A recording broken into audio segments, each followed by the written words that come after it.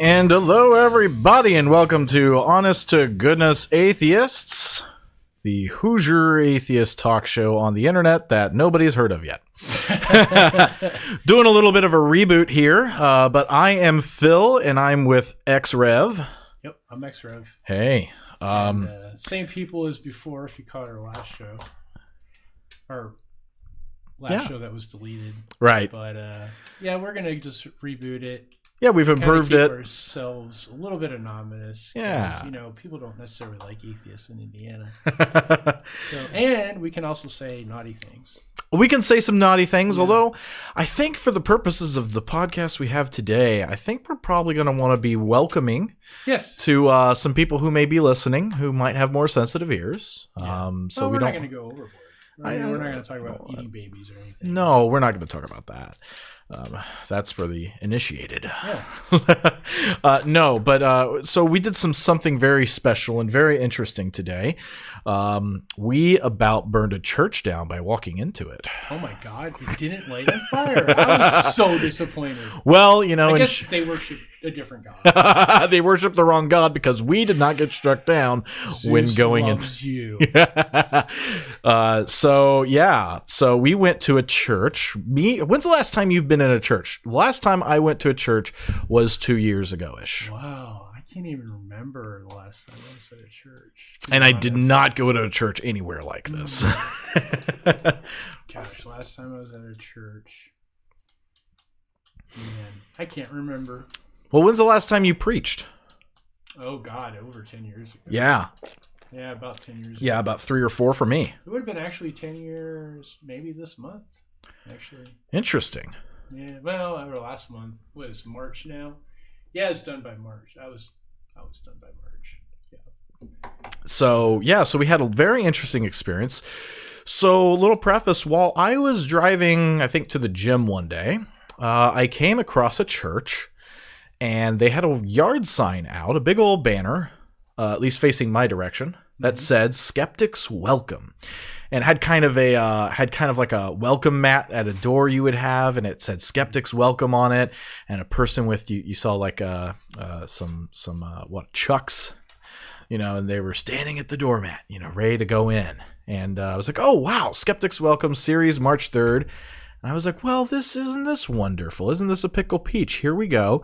We have a church wanting skeptics to come in. And I'm like, well, that's definitely me. And I'm very interested that they said skeptic. They didn't say atheists welcome. They didn't say non-believers welcome. They said skeptics. So I thought that was a very interesting thing. So I decided to look on their website and find out what they were about. They are a Southern Baptist congregation. Mm-hmm. But I was only understood what the Church of Christ was like, and Catholics, because part of my family's Catholic. So I understood what those were. Mm-hmm. I've never been to a church where they essentially have a concert to start off. Boy, you've been missing out. I know. And so anyway, so I got on and I said, okay, this is interesting. There's no topics listed yet. So I reached out to the pastor, the senior pastor, and said, hey, well, you know, what are you guys talking about? And he told me, well, we have a bunch of topics to talk about. And part of it comes from a book by Timothy Keller called Making Sense of God, Finding God in the Modern World. And we definitely heard a lot about the modern world today, or at least what they think the modern world is. Right. And so I decided to, okay, I'm going to buy the book. And I bought it from a used source, so I didn't get money into Timothy Keller's hands. And I decided I'm going to take a look at this. And I've already written a post on Facebook that basically goes over the preface in the first chapter. There's a lot of straw manning about what secularism is or what secular people are, what they believe. There's some conflations. There's just a lot of really weird things going on there at the outset that pretty much every single thing after that is going to have those very bad foundations in mind. So there's going to be a lot of problems. But let's describe going. And then I asked ExRev here, my friends. I'm like, hey, want to reboot the podcast and let's go on a let's go back to church. Let's go back to church. Let's go back to church. I felt right at home. Yeah, right. Amazing Grace. I know they sang "Amazing Grace," and I was about ready to join in, Yeah. but I thought it was funny. The first refrain is I once was lost, but now I'm found. Yeah. Was blind, and now I see. And I'm like, yes, I am. Yes. So I'm like, that could not have been more associated with me. I thought that was very interesting. Because I just found out I'm blind in my right eye. So but we walked I in. can see now I'm blind. We walked in, and what was your experience when you first walked into this church? Man, they seemed very friendly, Mhm. overtly friendly. They had parking for new guests, and I was welcomed right in there. And guys were like, "Nice car, of course." I got the Mustang, and we're not going to name the church because we don't want to make this personal, Right? We want to criticize or critique. Right. I hate to say criticize because even that has a connotation of malice or not being constructive. A critique, so things that we agreed with, and yeah, I don't want to necessarily name names or name the church. I want to talk about the ideas and concepts they were talking about. So we walked in. And they were very nice. People welcomed us. Yeah. Everyone was friendly. Obviously, they had a greeting team or whatever, I think, and they had a coffee bar with a whole bunch of wonderful snacks and all the normal stuff. But heresy. I mean, literally, we would not even let you bring in a McDonald's cup at my church. Like, wow, I just got a Coke through the drive-thru or something, and I'm going to finish it inside. No, because there's no eating at the worship service. That's totally. They treated it like a temple almost. Yeah. So these people were just like, no, have some snacks. Have a goodie bag. We got a goodie bag. We got some swag. Mm-hmm. We got some swag. Got a nice pen. Thermos cup. Yeah. Are you using the pen right now too? I am actually. Oh. Do you use the pen to take notes? I use my pen to take notes, but it was running out of ink. I've had that pen forever. It's a sign. That's my big grip pen because I can actually write nice with that pen because it has a nice grip. Because I have arthritis in my fingers and. Oh, I didn't know that. Yeah. So all sorts of fun stuff. So, anyways. But my ink is getting low, so I grabbed this pen from them, and it's actually nice. It's a nice pen. So, anyways, they got goodies and all that stuff. They gave us a little testament. I don't have my gift bag. I keep looking over at my bag, and I'm like, nope. I don't think I brought mine in. I think it's still in the car. But I thought it was very nice. Seemed very relaxed church. Oh yeah. At least on the outside, I think their beliefs are a little bit more strong, but people were dressed fairly casual, jeans and maybe a button-down shirt, or some people were in a tie, but not too many people. And people just kind of were walking in and out of the worship area. Yeah. At my church, you went into the worship area unless you had to go to the bathroom or changing your baby or taking it out to calm it down in the cry room, the nursery. Otherwise, it was you're in there and everyone's participating in the worship. There was a lot of people who were hanging out at the coffee stand, and kind of just walking in and out. It was interesting. That's kind of what I was doing by the end of my tenure in the church, was standing by not maybe quite the end, I guess, before I founded helped found a church. But yeah, I was kind of getting very disinterested in the worship, and I was just more focused on relationships. So yeah, I'd hang out in the foyer and, go in when the sermon was ready. Right. Because I was just kind of like, the music, I was getting over the music. Was it the music kind of like was today or? Yeah, I mean, this was more than 10 years ago. So you're going back 15 years. So the songs were a little bit different, but it was the same concept. They had, of course, they had actually, I think, a smaller church than what I'm used to. So, because I think my church was probably 300 or 400 people. Yeah, but, I think I counted maybe 80. So we had a choir. We had a choir, and we had a pretty good worship team with the piano, big piano and all that stuff. So, but yeah, they were definitely more rock bandish, like a lead guitarist, Christian rock band, and Christian soft contemporary. He's kind of cute too. Yeah, just gonna say. Yeah, I mean, I've gone to see. The thing is, when you're younger, you got a bunch of friends. When I was younger, I had a bunch of friends, so I was going through a lot of different types of churches. So this church I probably would not go to, as like they would not be in my top 10 or anything, like preferred church or anything. But they did have this, kind of this, we're young and hip, but we're really, and when the sermon came out, we're really not. It's the same. It had the community church feel. Same old theology wrapped in a modern type feel. Yeah. Same old bigotry bullshit. Kind of, yeah. The name of the sermon was Freedom, the Bible. What was it? Well, it was Welcome Skeptics, but it was talking about freedom in the Bible. And I would say the sermon should be renamed Justifying Our Bigotry and Intolerance. Yeah. The topic was definitely freedom and what the modern freedom versus Christian freedom. Yeah. What the God says about freedom. Right. So that was a very interesting thing. But yeah, I was kind of interested in the praise and worship because they're very different, right? And very short. Really. Very short. And so only a couple songs, and then it was almost Catholic. It was done. Well, I would have preferred that because I'm not the biggest. I was gonna say Catholics usually have very long services. Like we have the opening, and then we have kind of some songs. We have some organ and choir, and then we have we have this ritual we do, and then we sit down and we kneel, we pray, we get back up, So it depends on what kind of mass you have, I guess. I guess it does, because the one I went to was like 20 minutes because it was so hot. It was a got summer you. Day, so they hot did it in like hot 20 mass? minutes. Yeah, hot mass. Like hot yoga, mass or something. No, it was really hot in that church, and the priest went through that. Boom, boom, boom. The homily is done. I was with my cousin. I was just like, oh, I can't wait. I've never been in a Catholic church. And I was like, so really disappointed. Like, it was only 20 minutes. I got to go to this church. And so you get Jesus juice, and you also get to eat his body, and there you yummy. go. Yeah, Jesus juice. Jesus juice.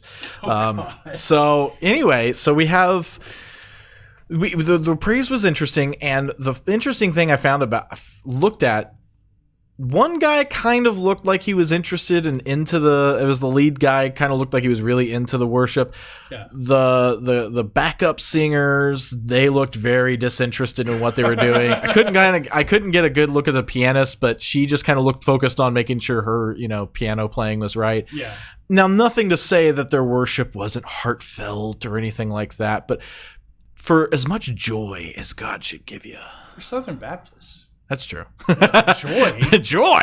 So these are Southern Baptists, and on the website they will say that they believe that the Bible is essentially the inerrant Word of God, sure, and that it is not contradictory. There's not any mix of contradiction. That's it. The Bible is God's holy word. It is literally God-breathed and wholly truthful without any mixture of error, and is the sole authority for faith and life. So these are fundamentalists. These are literalist readers of the Bible. Mm-hmm. So they're definitely the evangelical. Someone should have told them about instrumental music.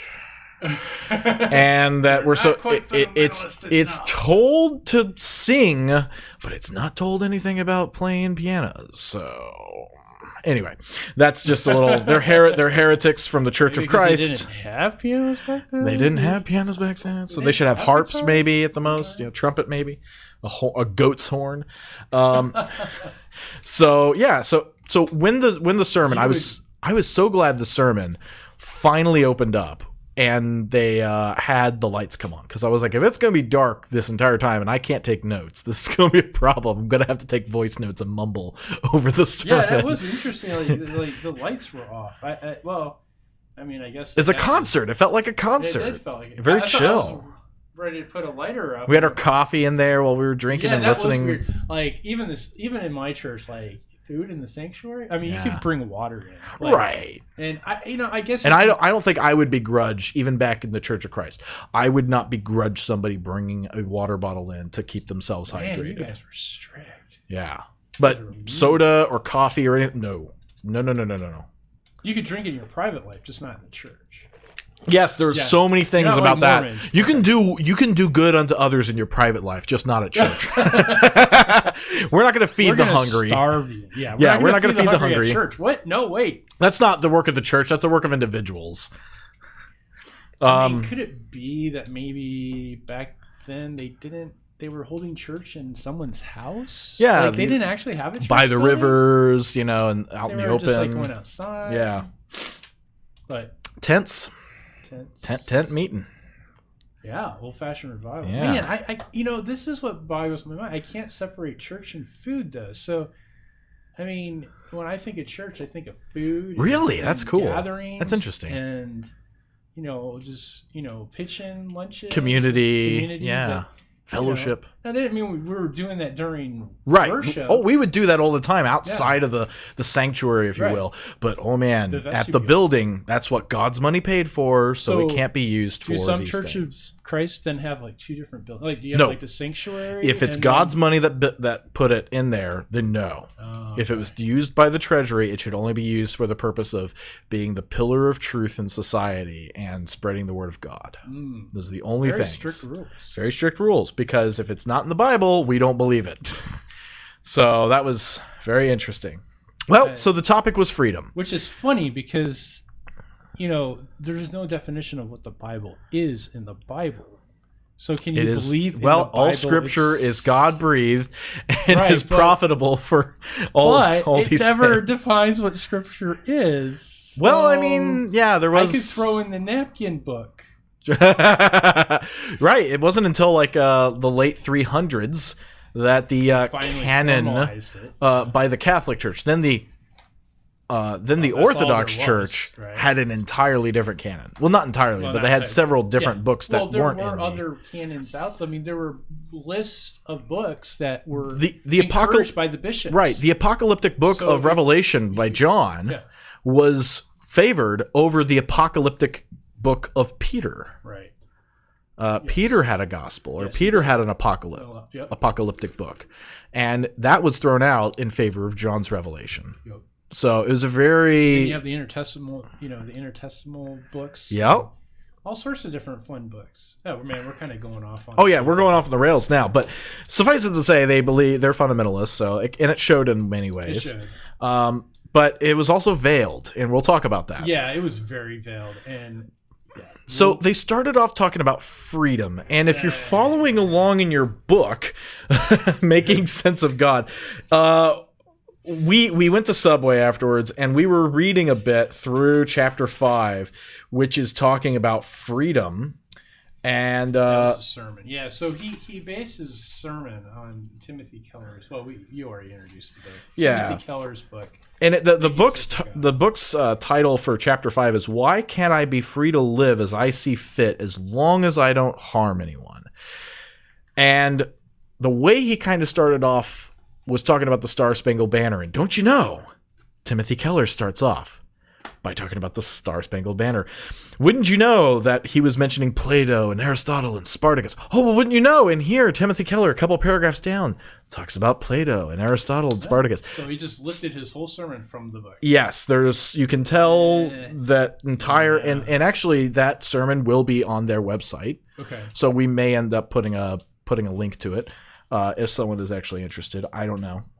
But essentially, he does lift a lot from paragraphs. He cherry picks because he can't read this book in front of everyone, right?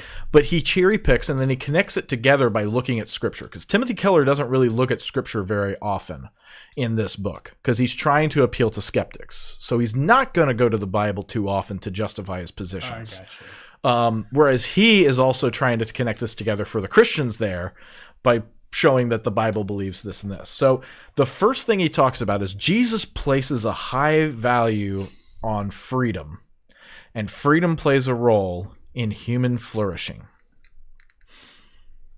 Now is that true? That freedom plays a huge role in human flourishing. Do you think that's right? I agree with that. I agree with that. I think I was like, wow, already off the bat we have something we can agree Especially with. when you're thinking about raising children. I mean, he could have gone so many different routes, but the route he chose was I think. Yeah. Pretty disgusting. Because then what he did is to reference that Jesus places a high value on freedom, he went to Luke 4:18 through 19, and he went through the Bible. I don't know if I really agree with that premise. I don't necessarily agree with it either. I don't think in their culture, individualism wasn't really that much of a thing. They were very much more closely. They were more about community than individuals. I mean, Right. American individualism wasn't really there yet. I think they were more about kind of putting the community above self. Yeah. I'm not saying that they didn't. That Jesus didn't place a value on freedom, but I don't think it was necessarily one of his higher teachings. So I would kind of disagree with that. I think he was superimposing today's culture onto Jesus.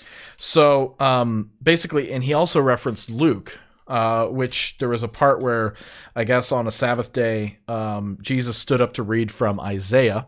And misquoted it. And misreads it, apparently. And Jesus said, "The Spirit of the Lord is upon me because he has anointed me to preach the gospel to the poor. He has sent me to heal the heartbroken, to preach deliverance to the captives and recovering of sight to the blind, to set liberty them that are bruised, to preach the acceptable year of the Lord." And he closed the book and he gave it to the minister and sat down, and the eyes of all them who were in the synagogue were fastened onto him. Oh. And so if you read the Skeptic's Annotated Bible, which I did bring with me to the congregation. That's awesome. These words... I just was laughing when you guys put that out there, like, oh, he's getting ready for the debate. These words were spoken by Isaiah and referred to in Isaiah. They were not a prophecy about a future prophet, as Jesus claims here, where he supposedly read these verses in the synagogue while applying them to himself. But the verses that Jesus read are not the same as those in Isaiah 61, 1 through 2, which read, "The Spirit of the Lord God is upon me, because the Lord has anointed me to preach good tidings unto the meek. He has sent me to bind up the heartbroken, to proclaim liberty to the captives, and the opening of the prison to them that are bound, to proclaim the acceptable year of the Lord, and the day of vengeance of our God, to comfort all that mourn." Did Jesus add the part about the blind and the bruised to the verses he read in Isaiah, or were they added later? So it's an interesting thing there. We see a contradiction between what Jesus read, which he's claiming supposedly read, and which, keep in mind, when we're talking about the Bible here, this could have been a story that Luke or the author of Luke created, right? And the author of Luke is misquoting Isaiah and putting that in Jesus, the historical Jesus mouth, if you're not a mythicist, and this mythic Jesus mouth. So, because what are the chances of the author of Luke having an actual copy of the Septuagint? Maybe good, maybe fairly good. You think so? Maybe. The scrolls were pretty expensive, so true. But these are he might have actually been. But these are educated people who are writing the Gospels. The actual writings themselves, not the people who they are claimed to be written by, they're not educated. But the actual writings indicate an educated, and that's why that's one reason why we don't think Mark, Matthew, and Luke and John wrote those Gospels, because it seems to be an educated person is writing these, and these were not educated men. Well, those names are added later, like yes. in the 300s. Yeah. Yes, so that's what I'm saying. Just church tradition. So anyway, so Jesus' freedom, right? So Jesus thinks this freedom is great, but really, Jesus doesn't mean freedom, though, as the same way society sees freedom. Oh, so how does society view freedom? Well, freedom is important for the marginalized, he said. Well, yes, they are. I think freedom's important for the marginalized. He says, in our society, freedom isn't a good, but the good. And I thought that needed some more explanation, and he did expound upon that a bit. But he says, anything that says no to anything is intolerance. Yeah, I have a problem with that. I'm like, that's not a definition of intolerance. No. Because tolerance says no to intolerance. Yeah, that's true. Right? Yes. Right? So when you're like, hey, let's go and make society better by getting rid of all the gays. Well, I'm going to say no to that. Well, am I being intolerant of their views? No. I'm protecting gays against people who want to say no to them. I am being intolerant of intolerance. Let's not vaccinate our children. Right, which could harm. No. Yeah. So what he said is that society views that freedom must be unqualified and ultimate. That is, without constraint. Say that again. Society believes that freedom must be unqualified and is ultimate. That is, without constraint. I don't know many people who think that freedom should be unqualified or unconstrained. People that are and most of them secular, are atheists. Yeah, or atheist, secular. He's using these words kind of roughly. Are just the pastor kept saying society, the modern world. It's all us against them. Yes, that too. It's that whole mentality that they're. And the thing is, it's like you realize you're in America, and America's like what probably 70% Christian. Yeah. 80%, believers in God. I mean, us secular people, us atheists and agnostics and nuns make up what 25% of the population. So we're not that big. We're really not. Yeah.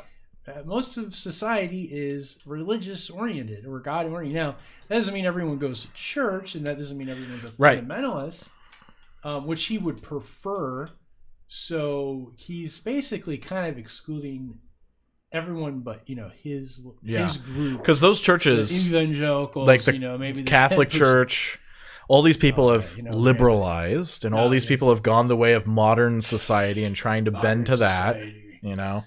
But he goes on, and essentially this is a straw man. This is saying, and this is exactly what happens in Timothy Keller's book at almost every turn. He's making a straw man of someone else's position out there. And as long as he can knock this straw man down, then therefore the Christian God must make more sense to believe in. Well, that's a false dichotomy. That's a false dilemma. There's actually a lot of other beliefs out there. For instance, okay, so let's what is your definition of freedom that you believe in? What's your definition of freedom? We're not talking about free will. We're talking about freedom. Right. It's certainly not doing anything you want to do when you want to do it. Like, that's not, I would say freedom is, within reason, right? Sure. You have your own life. You can make your decisions. You're free to live like a free society. We say it means that we're not burdened by the government. We're not being oppressed by our neighbors. You're not the ability to walk down the street and not be beat up because of who you are. Right. So to me, freedom means rights, like human rights, civil liberties, the right for me to walk down the street and not be asked by the government or just other people, what are you doing around here? We don't like your kind, right? So there's that. There's also the general freedom to do what I want with my property, to do as long as it does not harm others. Right. And he ended up bringing that in, but that was much later that he brought that in. So that's that's kind of our definition of freedom. It's not constrained. In fact, the way I think about it is you don't start with, hey, what freedoms should you have? No. I start with, well, what freedoms should we probably limit, because allowing you or having you unconstrained the ability to just do this would harm people. Like, oh yeah, you should be free to manufacture, but you shouldn't be free to just go and pollute the world and pollute water sources, because that harms people. Absolutely. I mean, and that's demonstrable. That demonstrably harms people. Yes. Science. Feeding battery acid to kids in nurseries. I mean, you do not have a right to do that, because they have a right to, healthy health, right. Healthy health care. Giving arsenic to old people. No. So, I mean, I get it. I mean, this stuff isn't hard. You're eating babies. No. So basically, this is a straw man, and very much it so. taints the rest of the entire sermon. It does. That's when I've thought back and I go, he's putting up this huge straw man, false equivalency on what freedom is, and it's not even his straw man. He's copying Tim exactly. Keller's straw man. That's what I was kind of frustrated with, because the pastor of this church, like I said, it's a pretty good sized church. I mean, it's not huge, but it's a good moderate sized church. And honestly, the guy's sermon skill was, I would say, below par. I'm surprised that many people are coming to hear him, because he's not the best. I mean, he's an okay speaker, but his organization was not the best. He kept my attention. Yeah. I mean, he wasn't like droning on. No, it wasn't the worst sermon, but he just kept going from one illustration to the next. It didn't seem like there was a clear organization or outline. It was like there was calm on top of the water. Like there's this veil. He was trying to veil everything. And what he was getting to was, it is funny because, I put down here, Jesus is a champion of freedom? ? I'm like, really? Because and when he went there, it's kind of like, and then it was like, then we understood what he was going to do. Because it basically became a sermon about justifying their intolerance and bigotry. Yes. So, and then he started going up like, whoa. Well, their intolerance and bigotry is really low. Well, we don't disagree. We disagree about what's harm and what's harmful. And I immediately went to, well, you're talking about homosexuality. Yeah. And at the end of the, I knew where he was going with that. Because, once you mention bigotry and intolerance, I mean, that's one of the first things today that pops into your mind. That pops into your mind, because from a Christian standpoint. From a Christian standpoint, obviously he's not talking about racial, intolerance. I mean, they didn't seem to be a racist. No, I didn't see. I don't know. I didn't see a lot of. There was a black guy right in front of me, but that doesn't mean they're not racist, right? But no, I mean they have a black friend. They have a black friend. but we're not going to hold that or anything. But he goes. They didn't seem overtly racist. He kind of takes a left turn after he sets up the straw man of what freedom is. He kind of takes a left turn with it though, and kind of talks about something entirely different. Talked about a fat guy. Yeah, he talked about a fat guy, which is lifted from Timothy Keller, where Timothy Keller also kind of goes off. Come up with his own illustrations. Yeah, almost none of his illustrations were his own. That's what was this. So he's like, what if a man in his 60s? Yeah, what if a man in his 60s eats whatever he wants, whenever he wants, how much he wants? Well, what's the expected conclusion? Obesity, heart issues, diabetes. He said diabetes. I know. Not diabetes, but diabetes. I about laughed out loud. Like literally I would have went like, ha! And everyone would have been like, oh, God. Like, sorry, you said diabetes, man. So conclusion. Wilford Brimley. So this man is limiting his health, or he's going to limit his eating. He can't have both ways. Okay. That really spoke to me. But that doesn't say anything about freedom, really. Sure, he has the freedom to do either of those things. He does. Sure. Okay. So what's the problem here? What's the conundrum here? Besides the fact that he's going to possibly do himself harm. Yeah. And if he has a family and he dies early. Right. Well, he's family through a lot. 60, so maybe he's not dying too early. 40s and 50s. But yeah. Well, you die. Speaking from a younger guy, like 60, like that's kind of old. But 80, I guess, is where people want to die. Because I was like, wait a second. I'm 39. Yeah. 20 years from now, man. I'm getting like 40ish, and I'm already going blind. It's like going through your young adult life again. And I'm type 2 diabetic, and I started that hit me hard in my 20s, actually. Yeah, my very early 20s. So I'm kind of 15 years advanced. Yeah. So diabetes. Here's the thing. Just a short note, because it actually kind of made me a little bit. I was a little bit offended at his comments, because interesting. Type 2 diabetes, while yes, controlling your diet and controlling your sugars is a big step in treatment.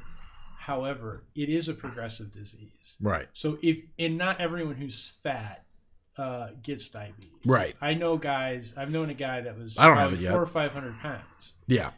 No high blood pressure, no raised sugar levels.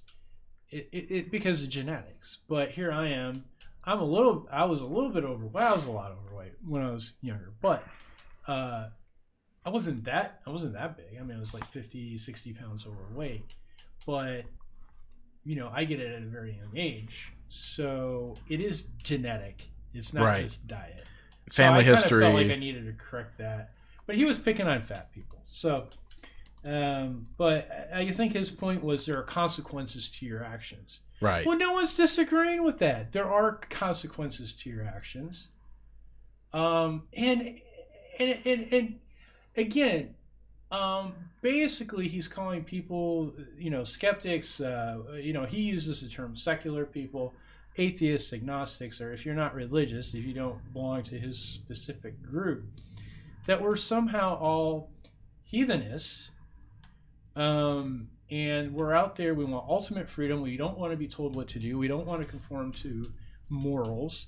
So it's just another trope of these liberals are out there just living this wild life. And I'm sorry, but no, that anything could be further from the truth. Ethics and morality are always a subject of topic in any group you go to, in any community has. And, we think it's just, as wrong as they think homosexuality is, we think it's just as wrong to be a bigot against homosexuality and discriminate against people. I think what they're having trouble with as a community is they understand they're different from the rest of the society, and the fact that they're being told you should tolerate people. And not only that, but now it's more than just tolerance. It's that we're accepting everyone, right, for who they are, right. So they're now they are not in the majority. They're on the defensive. They're on the defensive. They don't constantly. Like that. They don't. Now we're being oppressed. Right. Yeah. That becomes the thing. It's like, well, that doesn't feel so good now, does it? Yeah. But so, or they're thinking they're being oppressed. They're really not. And so his concept of freedom, though. Back to it. His concept of freedom doesn't really address the concept of freedom. No. That example doesn't. Not at all. This is a mere example of the question of free will. Yeah. Like, oh, you had the free will to do this and the free will to do that, and you made a choice. So he says real freedom requires making strategic decisions to choose which freedoms we want to have. But we are free to make that decision. So that's lifted directly from Timothy Keller again. So therefore, you're really talking about free will and physical limitations. Like, hey, you can't jump off a building and fly away, without a jetpack or something like that. But you can't just do that. You're not Superman, so you don't have freedom. You don't have ultimate freedom. That's not what anybody at all is talking about when they're talking about freedom. Ever. That's not what they're talking about. They're not talking about like this absolute free will to do whatever you want. Free will, I can do whatever I want. No, you can't do whatever you want because you can't physically do that, right? So, and he goes on to talk about how sailboats can't work without cooperating with the wind. And it's like, okay, yeah, sure. So there's freedom within the constraints of reality. Okay, duh. So, I mean, he's trying to, again, he's set up the straw man, or he's accepted the straw man by Timothy Keller.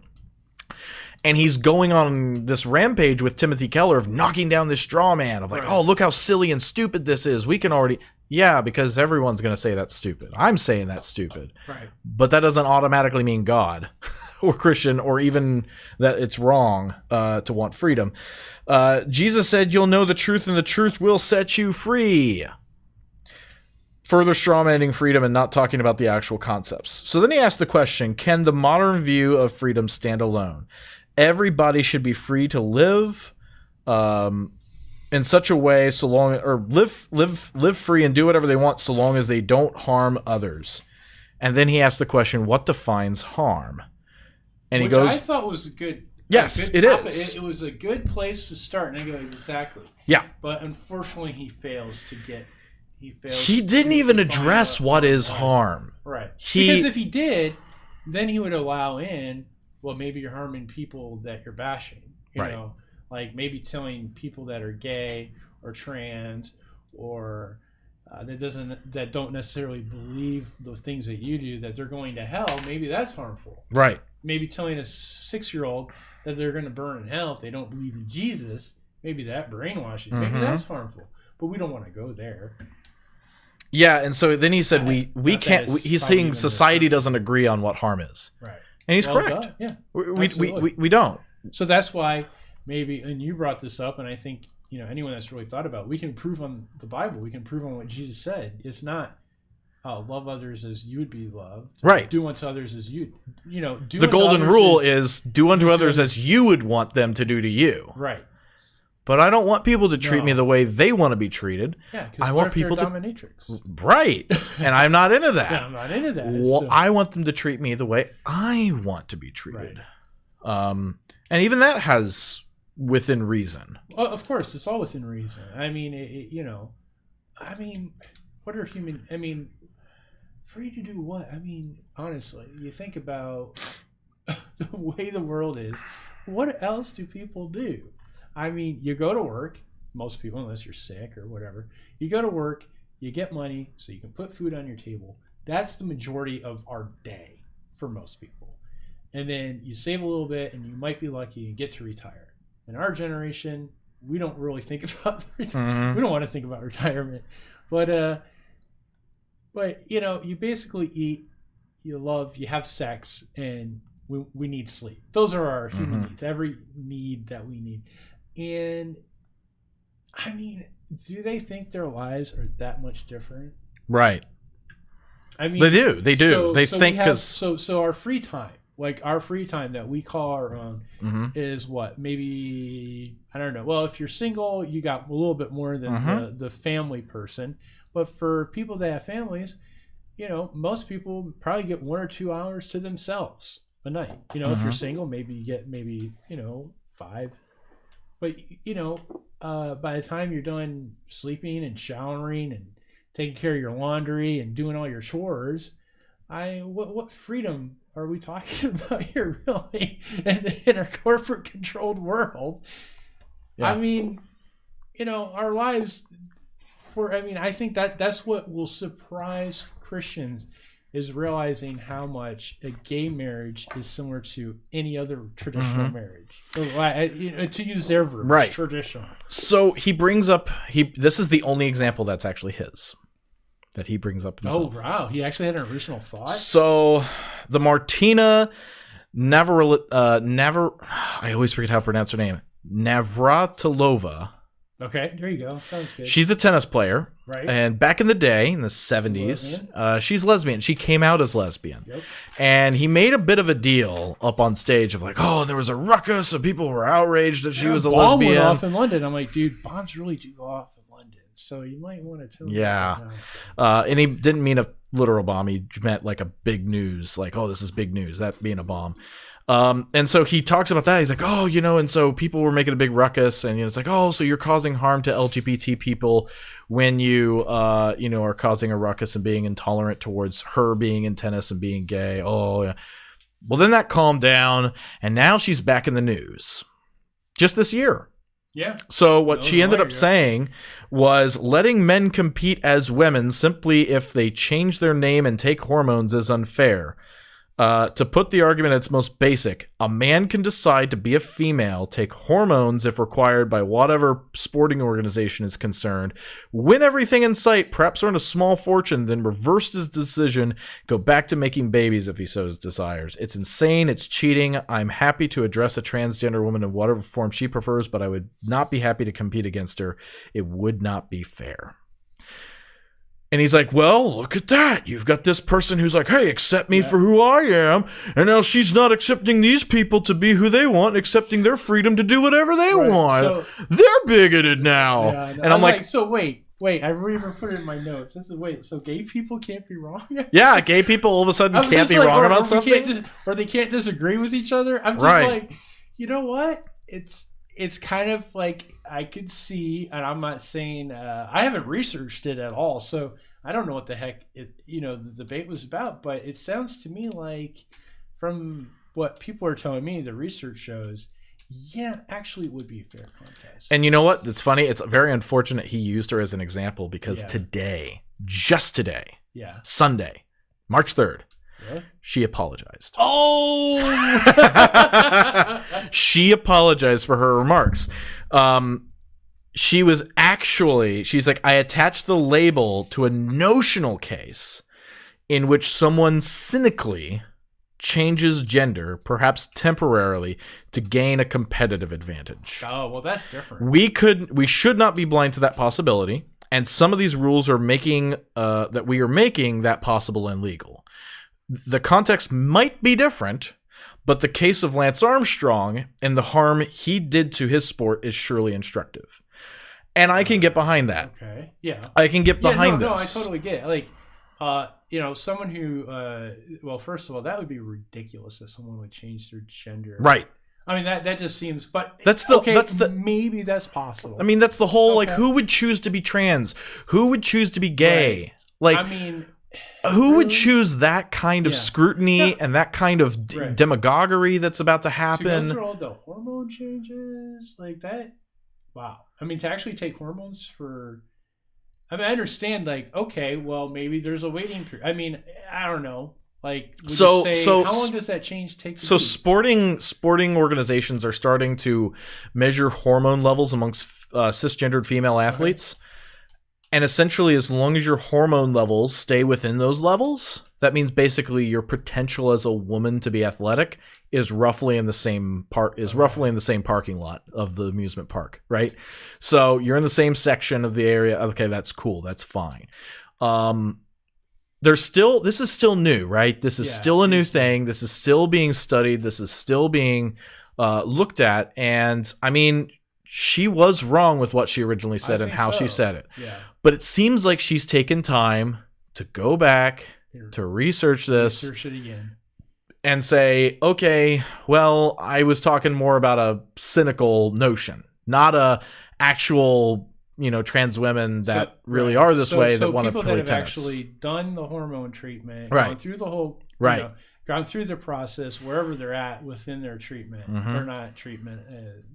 Treatment's not the right word, is it? That is true. It's a treatment. It's treatment? Okay. Yeah, hormone replacement therapy is a treatment. Okay. It's a treatment to essentially help you. A hormone therapy is to help you feel in your body like you are the woman you are or the man you are. Gotcha. Okay. So yeah, it's definitely there. And what that does, and they're going to be physical changes. Yeah. Oh no, absolutely. If you start taking, and I was just using this as an example. I have someone I know whose daughter is transitioning or has transitioned, and they've been on hormone treatment for over a year now. I think it's been 2 or 3. I'm not exactly sure, but I was just saying, he's got a better beard than I do, and I'm not transgender. Right. So it's interesting too, because as trans women start going through, if they choose to, they start going through hormone replacement therapy. Like, how a guy's leg is generally more muscular, even if you're fat. It's not cone shaped. It's it's like there's muscle that's tying everything together. Whereas a woman's general shape of their leg is very smooth, curvy, and very cone shaped. Trans women have the same thing happen to them. It goes from that shape. The skin feels more supple. Because it's got more of this fat content that is in there, because that's what estrogen ends up doing, is because testosterone helps build muscle and promote that kind of growth, whereas estrogen helps promote fat growth, because the fattiness and everything is definitely needed when you're going to have a child. Gotcha. So that's kind of a biological thing. So that's why women are softer than men? Is that generally so? Yes. Okay. Interesting. And so women cannot build muscle as well as guys can. So when you have a trans woman, then, or when you have a person who is assigned at birth male and they're wanting to be what their gender is, they're saying, hey, I want to look and present like my gender is. I'm a woman, although I was assigned male at birth. I'm going to go through this treatment, and I'm going to the pecs, the pectorals, start actually developing breasts that can actually give lactation. Like, all of that stuff happens because the estrogen hormone and the hormones they're using those are the things that promote the cells to develop and create those structures in the body like that. So it's amazing. We are just a sack of chemicals. I mean, we are literally just a sack of chemicals, and chemicals, hormones, and bacteria. Right, and we can literally, and it partly is our chromosomes, like the XY or XX or intersex. There's XXY. There's like all those, and those heavily influence how those chemicals develop our body. Mm-hmm. But you can totally quote hack that and tell it, no, we're gonna be estrogen based now. So, and it'll work. It'll do that. Yeah. And so trans women can even get periods. Wow. Like that's a thing that can happen. And when trans men go through hormone, they get testosterone, right? They lose their periods because the ovaries and uterus, it's not doing that anymore. It doesn't get the hormone, triggers to do that anymore. And if you've ever seen some trans men, they can get jacked as hell. Yeah, they can. Yeah. I've seen. Yeah, I've seen some pictures.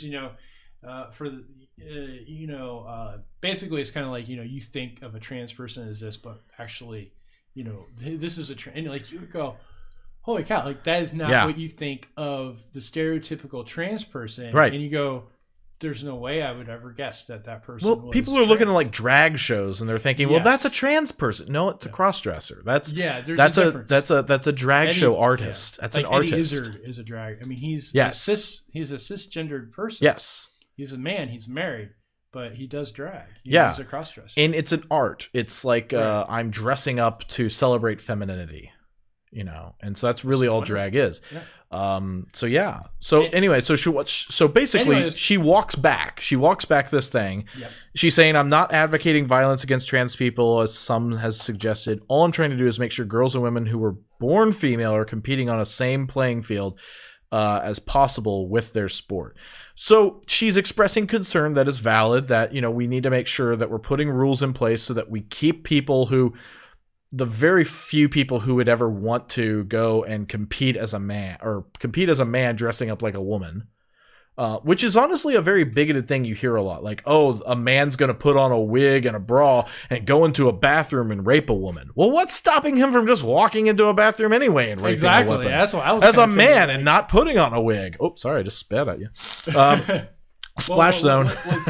What's really it's like this transphobia now. Like all of a sudden, like Christian and gay people have transphobia too. Right. Everyone has their phobias, but it seemed to come out of nowhere. Like, oh wait, the Christians lost gay. It started right after gay marriage was legalized. Yes. Almost immediately after, and then all of a sudden trans bathrooms North Carolina. Oh my God! You would think that the world was coming to an end. Oh my God! They're gonna rape my daughter in there, and it's like, wait a second, no, they're not, because they're transgender. And so, by the way, they've always been transgender. They've always been transgender, regardless of how they're presenting. And you've always been going to the bathroom with transgender people. All the time. Exactly. Hell, you call gay people pedophiles, but then yet you let your 8-year-old boy go in the bathroom by himself with potentially gay men that you would classify as pedophiles because they're gay for some reason, and that makes them pedophiles. There's more of a chance of being raped by a minister in a church, than being raped. The statistics are so low they couldn't even really find an example of someone being raped by a transgender person in the bathroom. Exactly. I mean, they don't have enough information on that to keep the statistic. Yep. So, and then in the news, when all that stuff was in the news back when North Carolina did the thing, there was starting to become stories where women were just screaming in bathrooms because this one woman went into the bathroom and she has a pixie haircut. And she has probably some more masculine features. She's not wearing a pretty dress or whatever. She's wearing some more boxy clothes. And she walks in and this woman's starting to walk to the sink to get her hands washed, and she just screams and freaks out because this person, she's like, get out, get out, get out. And she's like, why? And it's like, well, this is a woman's bathroom. I'm like, I'm a woman. Yes. Like, no, you're not. I'm like, yeah. It's like, why not? It's like, it's a pixie haircut. I'm not It's sure like what a pixie haircut is. it's just really short haircut. Oh, I gotcha. So on a woman, and it's like, wow, it's like that's the phobia that's happening, and it's riling people up to be like just afraid for no reason. It's like such pearl clutching. Think of the children. So moving on. I mean, honestly, or maybe not. Honestly, what are they afraid of? That you're. Everyone's shit stinks. So does it really matter if you're going to the bathroom next to someone who is a man or a woman? Right. No. And in some other countries, that's how it works. I think it's Norway or Sweden. Military. If you're in the military, you go through basic training with male co-ed, and you take showers co-ed. Yep. It's no big deal. But here, everything's like so. It's because of the Christian hyper fundamentalist. Like, oh my gosh, and sex nudity is like, oh my god. Yeah, nudity is, oh my god. Everything about the human body. Yes. But anyways, so ultimately, since society is disagreeing, and this was a terrible example for disagreement about what harm is, but since society is disagreeing about harm in some way, discussions about newer concepts, therefore, there's no way to actually determine who's right. Right. Is essentially the conclusion he's coming to. Is there's no real way to determine whether who's right or who's wrong? Well, no, there is. We can still measure harm. Yeah. We can still come to the determination that that is harmful or not. Sam Harris has a really good take on this with the moral landscape. I like that book. I do. I'm not following it like my Bible. I'm not saying it's perfect. Right. I like that. I like it. It's a good basis. Overall, it's a very good basis. So, like secular humanism, basically the whole idea behind secular humanism is, hey, let's create rules of society where you're setting up a rule for society and you're going to join that society not knowing who you're going to be once you're in that society. So you could be a white cisgendered male and you're wanting to make rules in society so that when you entered that society, you wouldn't care whether you were a trans black woman. Mm-hmm. You wouldn't care if you were intersex this. You wouldn't care if you were Muslim. You wouldn't care if you were Christian. You wouldn't care any of that. Because all of the rules that you set are there to protect your rights from everyone else and to protect everyone from harm. And so you would be happy to live in any of those. And so he basically goes on, and I think he uses an example from the movie Incredibles. If we're all super, nobody's super. So if we're all ultimately free, nobody is free because the government's going to come after you and make sure you're free. And so now he's doing this. I'm like, wait, what? Like, what? Where the hell did that come from? What about separation of church and state? Yeah. I'm like, there's your freedom right there. That means, guess what? You get to set up your church. Government's not going to interfere with you. So you know what? If you don't like being gay, then don't be gay. Right. If you want to hate yourself, you are free to go hate yourself. Yes. And I did for a little bit. Yeah. And I don't want to make light of that, but it's like you are free to do what you want. So if you want to go and preach that gay is a sin and that, you're going to go to hell, that's fine. You know what? Go ahead. Say you're going to hell. Say I'm not allowed to be gay. I don't have a problem with that. If you're not allowed to be gay, that's fine. The problem is when you say I can't be gay because you say your God doesn't like it. Right. That's the problem. So separation of church and state, buddy. Right. That solves your problem right there. It does solve a lot of problems. So now you know how you treat each other. You give each other room. So, right. Because,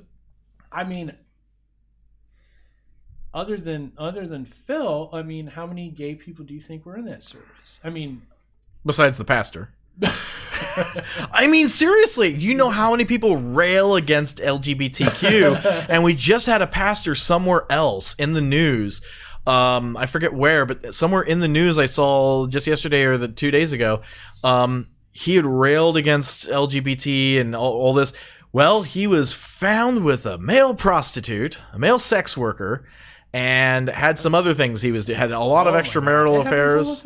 And like my grandpa on my mom's side always seemed to say it. There was a preacher that was talking about divorce and extramarital affairs and adultery. And guess what? He ended up coming forward one day for having an extramarital affair and everything. And grandpa was just like, it's always the things they preach about the most They're preaching about themselves. Yeah. And that's a very interesting thing. So, yeah, I think thou dost protest too much. They got the pastor, the church I attended for quite a while in my late teens and early 20s. The pastor was always, talking about, he's always preaching about love and grace and then depression. He talked a lot about depression. Right. And it did not surprise any of us that, he had depression. With depression. Yeah. And I got to say, it's nice to have a pastor that can relate to you on that issue. But it just, yeah, you're right. Exactly. People talk about what's their biggest struggles in life. So, yeah, it does make sense that if you have someone that's just railing against homosexual, and it's not to say that straight people don't rail, or straight preachers don't have their share of homophobia, right? Because we certainly don't want to make that comparison that if you talk about gays, then you must be gay, because there's nothing to be ashamed of being gay. No, there's not. But it's just the hypocrisy behind it. I think the hypocrisy behind it is kind of telling, and it's not. I don't think it's necessarily just hypocrisy. I think it's because I've lived that hypocrisy.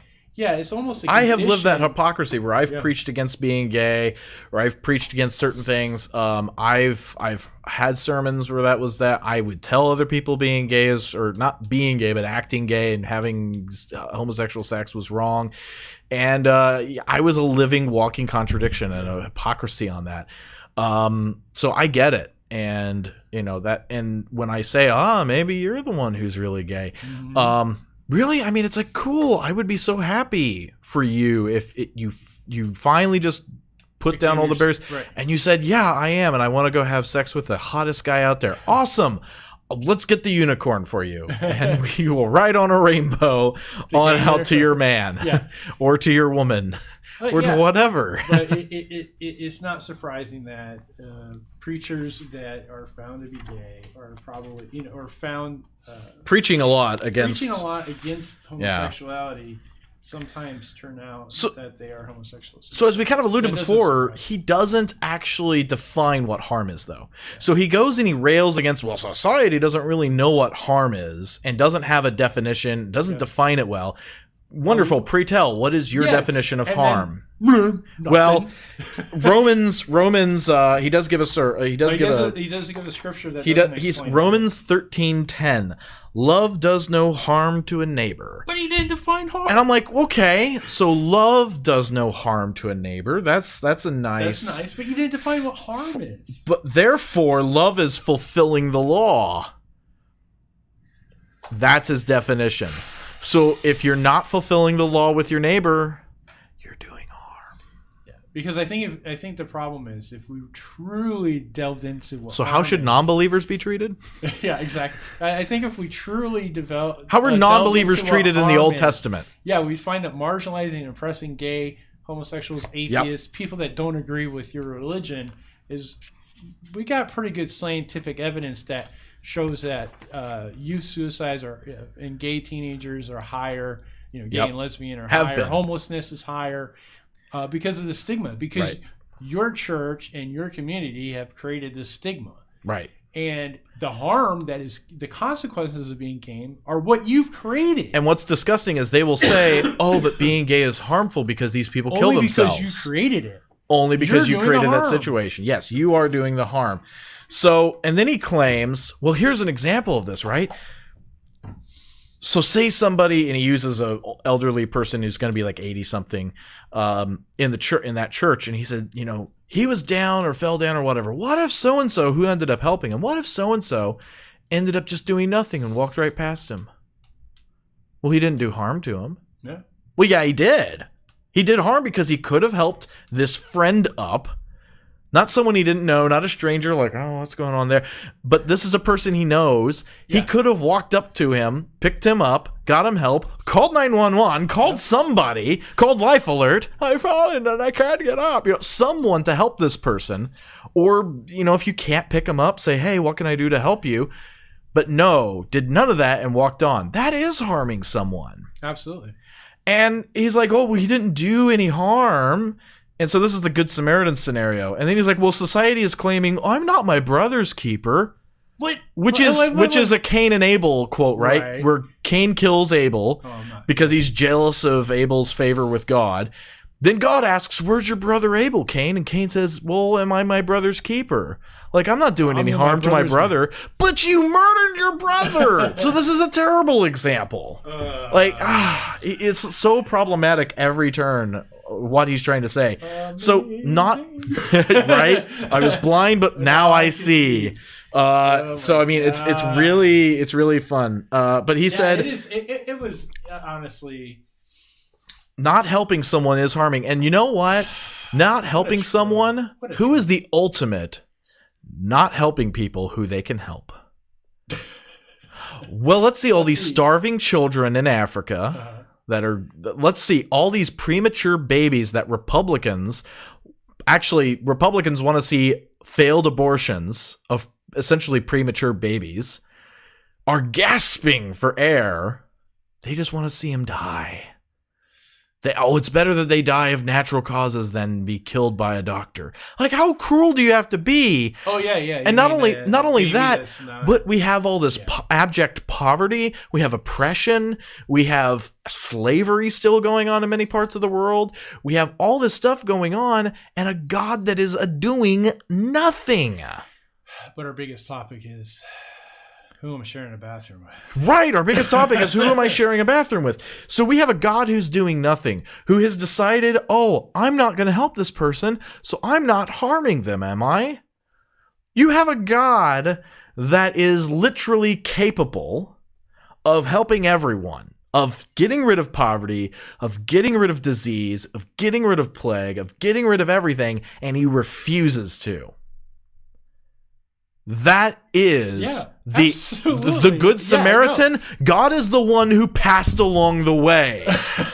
God is those other two people. God is the priest. You know who the priest was following? The priest was following God, because God also saw that man who was fallen in a ditch from bandits and decided at no point before the bandits got to him or after, nope, I'm going to go. And you know what? The priest did likewise. And the Levite did likewise. It was the Samaritan, the dirty, filthy Samaritan, who was better than God and actually helped out that traveler. Because I'm kind of wondering, like, what's God doing when he sees priests raping kids? Right. What is God doing when priests are raping kids? And what is the vicar of Christ's response? We need to pray. Yes. We need to pray.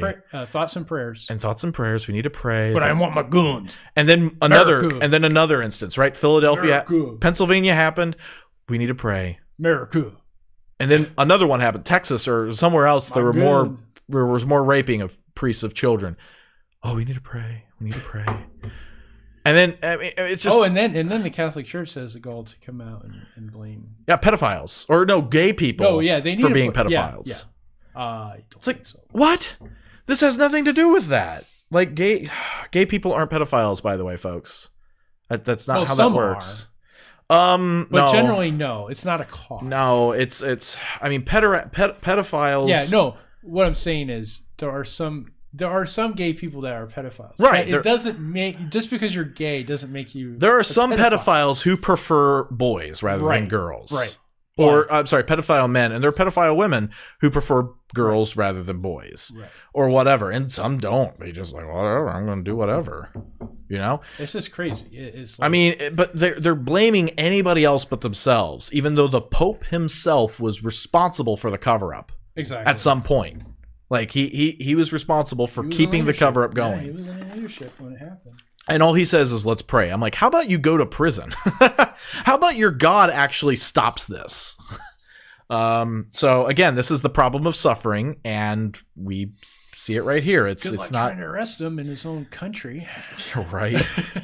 So does the modern view of freedom build or corrode community relationships and personal happiness? Our society is not as happy as it was a decade ago. Oh my God, that was, like you said. Well, yeah, because we weren't talking about trans people. We weren't talking about all these civil liberties. We weren't talking about gay marriage much. Literally. Well, it was still illegal back 10 years ago, wasn't it? Wasn't it 2009? It was changed. Man, I tell you what, in the 70s and the 60s, we just were so happier in the 50s when the black people weren't complaining about having separate bathrooms and having separate drinking fountains. You know what? We were all happy when the North and the slaves weren't complaining about their working conditions. And we were all better when women weren't complaining that they can't vote. We were so much happier until all of these people who aren't like us came up and said, yeah, we're actually being oppressed and marginalized here, which freedom is good for the marginalized, he said at the beginning. Yeah, and who are you marginalizing? And who are you marginalizing? Like, really? It's like you're marginalizing people right now. So it was kind of like one of those things where they're starting to I felt like they were sort of just, well, we're going to use language that we're trying to help the poor and marginalized and the oppressed. Yeah. But it's like, no, really, we are your oppressors and we are marginalizing you. Yeah. And I wanted to scream, but I resisted. Yeah. Well, then he said stuff like, this is why we don't go to church, people. Anymore. Being free means we die alone. That's one that, remember, being free means you die alone because in order to be in a relationship, you've got to give up freedom. This woman he was talking about in France, and it was like, oh, she was even scandalous in France. I'm like, scandalous in France? I'm like, is France scandalous? I mean, I guess they're overtly, I don't know. I don't know. They're more liberal because lingerie came from there. I don't know, whatever. But he was talking about this woman that was supposed to be like a well-known... Yeah, Le Monde with Françoise Sagan, the novelist. At one point, the interviewer asked her, then you have had the freedom you wanted? She said, I was obviously less free when I was in love with someone, but one's not in love all the time, apart from the I'm free. The slavery we can't see in ourselves. She wasn't monogamous? Was that so it? She just had a lot of lovers. Yeah. Like, so what? Yeah. I mean, there's nothing wrong with being single. I mean, so that was an attack on single people? Yeah. It's like, you're going to die alone if you don't get in a relationship because you can't get over your personal freedom, man. Like, what? See, and this is, I'm going to go on a little rant here because... Go for it. One of the things I have a problem, and it might be my feminist side coming out in the sense that, everyone should be equal, but, as a straight guy, having intimate relationships with other men, I think is important. Yes. Human, you don't always, men can have intimate relationships without necessarily it being sexualized. Mm-hmm. Or romantic. I mean that, and a good movie was one with Ray Romano called Paddleton. Never heard of it. It's a new movie on Netflix. And it talks about these two guys that are neighbors. They live in an apartment, kind of a low income. They just have really boring jobs. Office worker and guy that works at like a Kinko's, and they're best friends. They live on top of each other in this apartment complex, and they created this game called Paddleton, and they basically bounce a tennis ball off a wall, but you have to get it into this like 50-gallon drum to score a point. Mm-hmm. So they just have this really nerdy relationship, and they watch old movies together and all that stuff. And then the one of the friends, Mike, gets sick with cancer, and he asks his buddy to deliver, basically a life-ending drug, so suicide drug. And it goes into the relationship. It's like, no, just because you don't have someone of the opposite sex or the same sex in a romantic relationship doesn't mean you're going to die alone. So there's all sorts, we should be open to all sorts of relationships. So, right. Again, he goes into this trope of, you gotta, it's the same kind of Christian white middle class, you go to school, you graduate, you get a job, move out of your house, get married, have 2.5 kids and a 4-bedroom, 2.5 bath house for the half mm-hmm. kid, and a dog, and life is grand. That's right. it. And anything else other than that is subpar. So if you want to be a single person and not have kids, right? You may not get shouted down, you may not be oppressed, but you're going to be shamed subtly. Mm-hmm. Hey, when are you going to have kids? When are you going to have kids? Yeah. Oh, You don't want kids? Isn't that kind of selfish? Yeah, I've been told stuff. it's selfish. Yeah. I'm not having kids. I've been told by the way. that too, and I was like, what? I'm never having kids, by the way. Yeah, me neither. I mean, I don't have time for it. It is a choice, right? Because kids limit your freedom. Yeah. Kids limit your freedom. You gotta really want to have a mini-me. And I have so many other things I want to do in life, and I can't do it. Right. So does that mean I believe in societal and modern views of freedom, or again, it's about free? It's very. Well, you just want to have ultimate freedom and do whatever you want, Phil. Well, obviously not, because if I had the ultimate freedom to have a kid, I couldn't do it then because I'd be limiting my freedom over here. And I guess God's right. Guess you gotta live with your consequences. You're just gonna die alone. I'm gonna die alone. Talk about, you know what? Talk about fear mongering. I mean, it's not just you're gonna die and go to hell. You're gonna die alone, right? A miserable person, because everyone who isn't a Christian is just awful and miserable, right? And I was like, how is this welcoming to skeptics exactly? Yeah, that was kind of a thing. I'm like, wow, how is this welcoming to skeptics? And I mean, you know, in my life, I'm probably gonna die alone in an awful apartment. And I'm going to have my, feet cut off because of diabetes. I mean, he's preying on people's fears, because it's everyone's fear they're going to die alone in some awful nursing home, right? Mm-hmm. But yeah, and so, I mean, he kind of closed it out then with a Luke 6, and he was talking about Jesus talking about all these good sayings that he had. Like woe and was it that exactly? No, it was like 27, 28. He said, "But I say unto you which hear, love your enemies and do good to them which hate you." And well, it's a nice thought, but it seems strange coming from someone who damns his enemies to hell. So I mean, it's bless them that curse you, pray for them which despitefully use you. Unto him that smiteth thee on the one cheek, also offer the other. And him that taketh away thy cloak, forbid not to take thy coat also. Give to every man that asketh of thee. And of him that taketh away thy goods, ask him not again. And as you would have men to do you, do you likewise also to them. And so, invite someone that has hit you to do it again, and don't turn down any borrowers. So do Christian bankers follow that one? Or do they choose who to borrow from when you loan something and don't ask for it back? I mean, literally, they're just that's talking about personal relationships, right? Talking about business relationships. But I mean, all of this stuff. There's some nice sayings of Jesus, but then we see the golden rule: treat others you would like to be treated. But how should non-believers be treated? I mean, again, we're going back to and by the way, the golden rule I can improve right now. Treat other people the way they want to be treated. Exactly. If this is God, improved on the Bible. If this is God, I've already improved on the Bible, haven't I? I think that's a Hindu verse, or a Buddhist. It may be. Actually, yeah. That's the thing, is like all of this stuff was not new. This was not new to society. He wasn't saying anything radically different than what society already knew at the time, actually. Actually, I was just going to answer your question. How does the Bible tell the church to treat outsiders? Oh, it does, yes.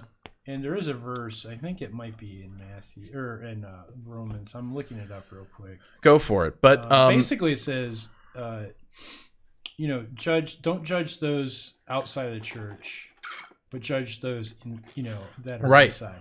So basically, leave the unbelievers the fuck alone. Yep. I mean, there's your verse. Yeah, I mean, and the Bible's conflicted on that, right? So, because then he makes judgments about the world in other places. But yeah, and he kind of closes this. First Go Corinthians. I'm going to read the verse, and this is going to be in the nearly inspired version, or the NIV. Let's see if we can get it to pop up here. Come on now. So the whole premise of this series is, does it make more sense to believe in God, that God exists, or does it make more sense to believe God doesn't exist? And I really fail to see how anything he said in any of his cherry picking from Timothy Keller's book pointed us or gave us anything to skeptically consider about whether God exists or not. Yeah. Well, here we go. I got the verse pulled up here, and it's got a couple different. I'm just going to use the English Standard Version. Go ahead. It's a little bit better Yeah, it's readable. It's a lot more readable. Yeah, than the King James. So 1 Corinthians 5:12 says, For what have I to do with judging outsiders? Is it not those inside the church whom you are to judge? Right. Whoa. Is that the one where he's talking about the guy who has sex with his father's wife? I don't. It's been so long. Well, I'll find that answer. Yeah. Actually, it is. Wow, you're really smart, man. Well, I used to preach this, and yeah. So basically, he's like, I didn't mean that you should. Dealing with a case of incest. Yeah. He's like, I didn't mean that you shouldn't go out into the world, because you actually have to go out to the world. But I meant to actually make sure you got your inside of the house clean. Do you realize you have a man who's sleeping with his father's wife? And, you're basically making yourselves look bad in front of everyone. And everyone's this is something even the heathen wouldn't do. This is something even the Greeks wouldn't do, is have sex with their father's wife, which I guess that's his stepmom, since they're not saying his mother. So his father's wife, I guess it's the second wife or something. Or maybe it's one of those wives. Maybe that's a passage that's pointing to polygamy. Yeah. Now I remember this verse now, or this chapter now. First Corinthians. But yeah, he's saying, judge yourselves. He goes, I wrote to you in my letter not to associate with sexually immoral people, not at all meaning the people of this world who are immoral or greedy or swindlers or idolaters. Trump. In that case, you would have to leave this world. But now I'm writing to you that you must not associate with anyone who claims to be a brother or sister, but is sexually immoral or greedy or an idolater or slanderer, a drunkard or swindler. Do not eat with such people. What business is it of mine to judge those outside the church? Are you not to judge those inside? God will judge those outside. Expel the wicked person from among you. I feel a bit slandered as a skeptic, so maybe they ought to throw him out of the congregation. Yeah. But no, so he ended the sermon with basically saying we were designed to do good. We were designed to love God, neighbors, and enemies. And I'm like, citation needed. Do you even have a citation for God in existing? Oh, it's the Bible. Well, not good enough. So yeah, I think that's the biggest, But as far as this series, or far as what he presented, it didn't give me any good way to tie into the existence of a God, which is kind of what they're, maybe they're going to continue on in some of the rest of the series. Maybe this was just a way to kind of whet our appetite and get us to, maybe he didn't want to deal with that right off the bat. There's a reason he went to chapter 5 at first. To try and make it simpler, but I don't know, man. But he's writing most of his sermon from that book. I would say probably about a good 60% to 75% of the sermon was from the book. Honestly, I think he had a busy week and didn't really spend that much time on the sermon. That's what I think. Or maybe he just loves that so much and wants to use the material. I don't think he was. I mean, because he kept repeating himself and just sounded like he wasn't that prepared. And he had already done this once. Like, he'd done this for the session before us. So maybe the energy he had then worn out. I don't know. Maybe he's just tired. Yeah, maybe. But but the message itself. Not everyone can hit a home run. I mean, everyone has a bad day. So it's not anything. Not saying he's a lazy person or anything. No, he's not. I mean, he just wasn't on his. He didn't bring his. I mean, he read this book. Okay. I mean, he's done a good job studying the book. Go ahead. I was just going to say, not that this has anything to do with being an atheist or anything, but that's why, as when I was preaching, I wrote my own sermons. I didn't base my sermons on anyone else's words because... Tried not to, yeah. Because then you're not as passionate about it. Right. Because you're too busy focusing on making sure you get someone else's words right. Right. And if you studied if you studied a passage and you come up with your own illustrations and they're from your own life... Right. You don't need to reflect on notes or make sure you got it right down because you know it. I think when I would quote steal other preachers' sermons. You would. I would, and I say steal with quotes. You people at home can't see my air quotes around the microphone. I would steal other sermons, and I would tell them, "Hey, I'm going to steal that," and they're like, "Please do," because it's getting the word of God out to people. And I would say, "Hey, I heard this sermon by so and so, and I've taken a lot of those ideas." And about 25% of my sermon at most is probably either lifted directly or direct points or whatever. And the rest is my expository. It's my exposition. It's my interpretations and my words and my things. Whereas I saw a lot, because when we were over lunch, we were kind of reading through some of those passages in the book. I'm like, wow, he quoted that verbatim. Yeah. Well, yeah, exactly. Well, there's nothing, I mean, I don't know how much of interest this is going to be to our listeners, but I don't have any ethical problem of quoting from other sources, as long as you give credit. But yeah. He didn't really make that clear as far as how much. Maybe he's made it clear to the people in the past. But how many people are actually reading that book? Right. And not probably many. So, and it is kind of sneaky. I mean, there are websites. I think there's sermons.com. There's a bunch of different. You can actually pay for a sermon. Yep. And these sermons, you can have them. It's just like cheating on a paper. You can totally get it plagiarized, and you can plagiarize. I mean, in fact, there used to be, before the internet, there used to be a magazine that you could get that they would post sermons in there. Now, again, this may not, for those that are within different tradition, or that were maybe in different tradition, like Catholic or Episcopalian or whatever. I mean, you have your liturgy, so pastors don't necessarily even need to come up with their own sermon. They have the homily already. It's already scheduled. But in Protestants, part of a pastor's job, or the biggest part of their week, they should be.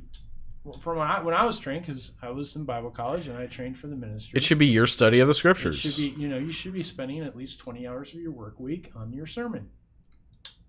Yep. That's what I was taught. That guy did not spend 20 hours on his sermon. I don't know. Maybe reading the whole book was part of that. Maybe reading the book was part of that. But I think he did that a long time. I think he did that a long time before this sermon, though. I think he read the whole book and just wrote down some stuff. But anyway, I know we're crucifying this guy. I know, but here's the thing, though. Am I going to go back next week? I am. You are? I am going back next week. Going back for more punishment. Huh? No, actually, let me look. I have what the topic next week is going to be. He basically jumped into chapter 5, which skips over all the things in chapter 1 in the preface about what secularism is claimed, what they're claiming secularism is, which gives you an insight into what all this is. So he already skips over a lot of straw men, but it's kind of baked into the message at this point. Let's see here. I actually had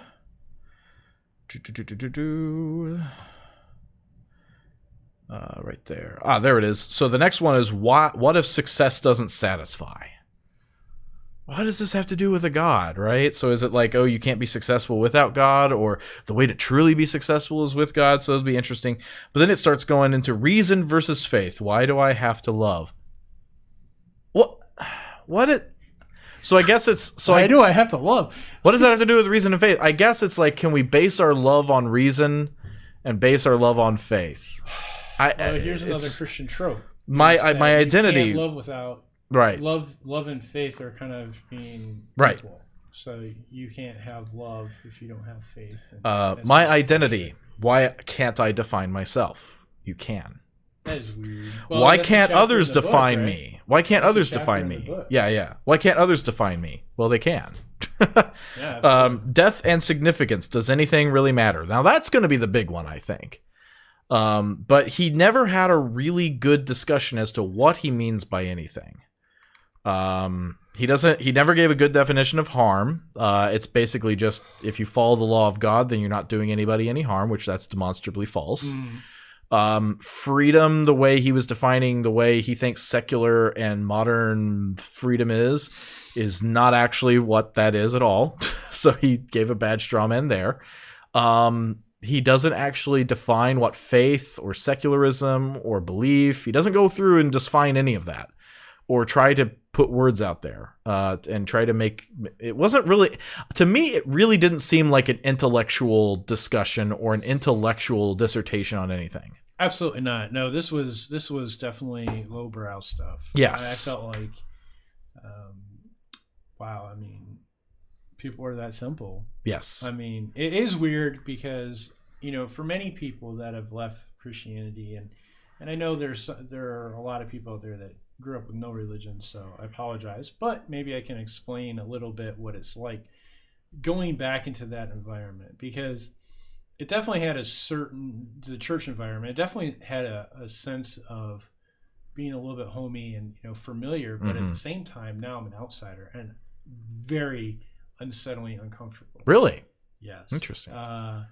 But, like, you know, then they start singing the songs and you go, wow, I remember this, you know, or well, some of the for me it was like, nope. I've never. This is different. Except for maybe Amazing Grace. Yeah, Amazing Grace. And then they went to they went to a weird acapella. Yeah. Well, no, they didn't. No, did they? They had a piano background. Oh, they had a little bit of piano background. But yeah, so they did that, but they did it mostly a cappella, and they did a weird bridge or chorus I'd never heard of. They added a chorus to it or something I'd never heard. Well, you know, it's all been there's or they switched songs in the middle or something. It's all been rewritten, you know, many times. There's authors out there. But yeah, no, but you know, it is weird. It was just to go back and you know, at some point, I don't think I've ever heard a sermon like that before. No, I haven't heard a sermon like that ever. Like usually the sermons had actual points you could like follow along with, and right. Like there's a good introduction, what we're going to kind of talk about, and then point conclusion. Sermons, that people rambled on and they didn't really make their points. I've heard sermons where a dude basically, for the most part, was just talking about his daughter's home values, like the value of her house and how she was smart in purchasing it or something. I'm like, that was like most of the sermon just kept going. And this is like when I was 6 or 7, and I'm like, why is he talking about his daughter's home values or whatever half the time? It's amazing that you can remember. And my mom's just like, yeah, I don't. This was a bad gospel meeting. And so we didn't go back to that gospel meeting, that congregation. So this series already to me just doesn't look that promising. No. Just from the standpoint of there was nothing for me, because again, the video they have is talking about we all believe something even if we don't have faith. We all believe something about the world. We believe something about this. So what makes sense of it all? My point was, that God exists or God doesn't. Yeah, and so far today, he did not make an appeal to God exists. He didn't even really talk about that. No, he didn't make any kind of attempt to talk about atheists. The whole freedom thing, you know, limiting your freedom. It was weirdly I don't know. Like, this was a really odd introduction. I felt like I jumped into the middle of a series instead of the beginning of it, I guess. Have they done anything else? Which makes sense because they jumped into the middle of the book rather than to the beginning. Have they had any sermons in the series before? No, this is it. This is the beginning of this. This was the first of the series. So now we're just gonna jump in the middle of the book. Well, I'm just gonna, you know, he's probably trying to get ahead of everyone. And no preface. Yeah. And so to me, that was really, I think that's what it feels like, is he just jumped into the middle of a series, and I feel like I've missed a few sermons. Like, okay, so how did we get here? Like, what brought us to freedom? Now, I've seen Matt Dillahunty, and I've seen other people discuss free will, rights, and freedoms, and basically trying to make the moral argument for God and trying to make, various cases for God based on freedom, based on rights, based on, various things. Rights come from God, rights, morality. We have a law. We all recognize morality. These are rules. These are laws. That must mean there's an absolute lawgiver. Mm-hmm. So, therefore, God. Right? We didn't even get that. We didn't even get that kind of an argument. We did not get a syllogism, and I wasn't even expecting a syllogism, but I expected some kind of argument for the existence of a God. Have you seen hundreds of proofs of God in there? No. It's a great website. I'll send a link to you. Please do so. Or Google it. But I think it started at 100. Now it's like way over 400. But basically, it's arguments like it's all these little short little statements like, I want to believe in God. Therefore God. But it's like, it's just hundreds of these little statements and, like 3 or 4 points. And then boom. But I feel like it didn't yes. even get what was kind of yeah, advertised. No, absolutely not. Absolutely not. Which is typical of a church. Sermons. Really? Yeah, I mean, my experience is, I mean, that was one reason I Sure. was dissatisfied, was because they would talk, they would have this awesome topic. Oh, I really want to know more. And I'd just come away leaving like, you didn't really get to a point. There was no definition of what this is. Like, it's kind of like talking about a relationship with Jesus. Well, how can you have a relationship with someone that doesn't talk back? Right. No one ever explained it. But, you're going to have a great relationship with Jesus. Yeah. No, I kind of see that. Okay, well, how do you do that? Well, you just have, he just makes me so wonderful and I feel joy, blah, blah, Living blah. that And good like, Christian life. Yeah, and no. it's like, okay, I understand Why? you're saying these words, but they're not making sense to me. You didn't answer that assertion with proof or evidence. You just answered it with the same more assertion. Experience and more feelings and emotions. And I'm leaving there, okay, well, I'm not experiencing these emotions. I kind of want to know, how do you get there? Yeah. Well, you just got to believe and have faith. I'm like, Okay. Okay. I do. Anything more than that? Anything more than that? Am I doing something wrong here? Do I need to say a magic word? Like, I'm talking. Is there a button somewhere? Yeah, I'm talking to this all-powerful God, and I'm not getting anything back. Yeah. Except I think I'm just following my own thoughts, and I'm making it all up as I go. Maybe. I don't know. Maybe. I don't know. I think it's just my voice in my head. And I'm just saying, that's God's voice. How do I know the difference? Brain scans. God's going to tell you because in John, blah, actually, blah, blah, brain says, scans. those that can hear me know my voice. Actually, brain scans. Now I sound like... I don't know what you sound like, but brain scans. So there was some brain scan studies. Brain scans, yes, they asked a person, so they would sit down, they would sit these people down, and they would be scanning their brain while they asked these questions. One question they would ask is, what do you believe on situation X? Okay. They notice one part of the brain lighting up. What does Joe Schmo over here believe about situation X? Oh, he believes blah, blah, blah. And a different part of the brain would light up. Well, what does God think about this? Guess which part of the brain lit up? Was it the side of the brain that talks about other people's beliefs? Or some other part of the brain? No, it was what I think. And it was consistently everyone's thoughts about what God believes was their own beliefs. Because why would you believe in a God that believes different things than you believe? And exactly the way you believe them. Well, my God is kind of douchey, and he's going to throw people in hell. And it's not nearly because... I don't believe in that. And some people have said, well, maybe that's just their belief about what God says. Well, no, because he has a belief about what Joe Schmo says, and that lit up this part of the brain. Yeah. So really, our God concepts are just our own voice in our head. Absolutely. So even if it's self-harming, like mine was, it was self-hate. When I left faith, I no longer hated myself. My depression went away. I can't tell you how many atheists have been on Twitter and been like, dude, as soon as I left, theism, my depression went away because that was the source of a lot of my self-hate and my self-isolation and a lot of stuff. Now, all the cutting. Does that mean everybody who leaves faith gets rid of the depression? No. We're not saying that at all, and I'm not saying that at all. What I'm saying is that it is a source of major depression when a lot of people are saying, oh, but God and Jesus gets rid of your depression. No, that's demonstrably false. So there's yet another problem. But we didn't even unhappy as a Christian, and I'm generally unhappy as an atheist too. So fuck off. Right. Well, there we go. No, I'm kidding. Now all the people who are from church listening to us are off because they just heard the F word and it's been going on for like an hour and 30 minutes. So it's probably time for us to say goodbye. Hey, I am going to write this. I am going to write some of my welcome. Christians but I'm welcome. not going to say we're not going to offend you. Sure. Like we weren't offended not today. that we're trying to. It Right. just happens. Right. So I will be writing a little write-up on my Facebook profile for other people to look at because I promised that to people.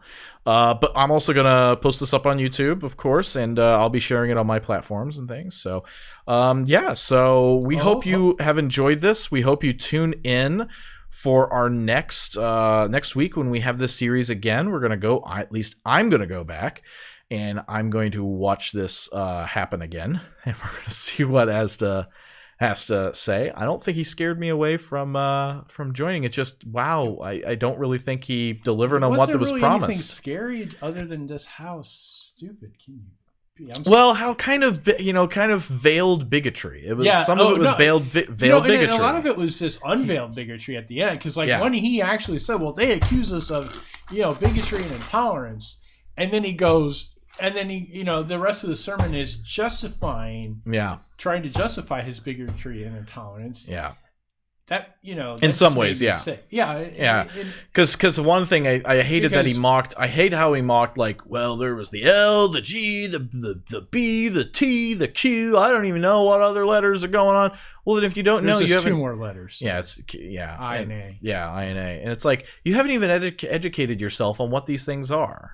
Right. And you're mocking them because you've accepted the conclusion from the outset that these things are wrong. You're attacking another people group, right, based on your ignorance, which is marginalizing people. Which you just said was wrong. Yep. So, again, and hypocrisy. People. Hypocrisy doesn't mean he's wrong. I'm just saying he's got to choose which one he wants to believe, because although he has the freedom, well, he believes he's right. Well, although he has the freedom to do whatever he wants, you can't believe a contradictory statement. That's true. You can't believe you can't believe both things.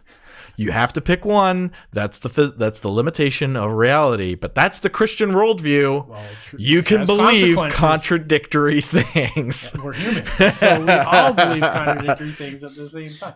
What? I gotta love my neighbor as myself. Well, if I was gay. Oh no! You have to love your gay neighbor as your straight self. Oh man, that's tough. That's the problem. That's the problem with the golden rule. You have to love your lesbian, trans female, person of color, as a cisgendered white male. Straight cisgendered white male. That's a problem. I think we just hit the nail on the head. It was what the problem with Christianity is. Well, man, we were all happy 10 years ago when we were treating each other more like Christians. Horrible rule. Yeah, it is. Well, it's not a horrible rule. It's a better rule than others. It's just average. It's outdated. Yeah. At least by 2,000 years. So maybe, I mean, it's 4,000 years. Yeah, maybe. Buddhism had, Yeah, Confucianism, Buddhism. Everyone has had this stuff. The Greeks had this. The Romans had this. Yeah. This is not new. And yeah, even Judaism had this. Love your neighbor as yourself. They had this back then. So this is nothing new. So, but the thing is we have improved upon it. And what is perfect the way it is? Well, that's the way dogma works. So anyway, folks, we'll hope you'll join us next week when we come back and we talk about the next topic they're going to bring up. If you have any comments or concerns, questions, bigotry you want to spew at us, please comment in the space below. And we'll get back to you next week, and we'll discuss it. We'll talk about Indiana's new hate legislation. Ooh, we might do that too. Yeah. See who's excluded from that. Yeah. All right. Absolutely, everyone. See you later, guys. We'll see you later. Well, we really won't see you. But... we won't see you, and you won't see us. But you're definitely going to hear us. This is ExRev signing off. Yep, and this is Phil.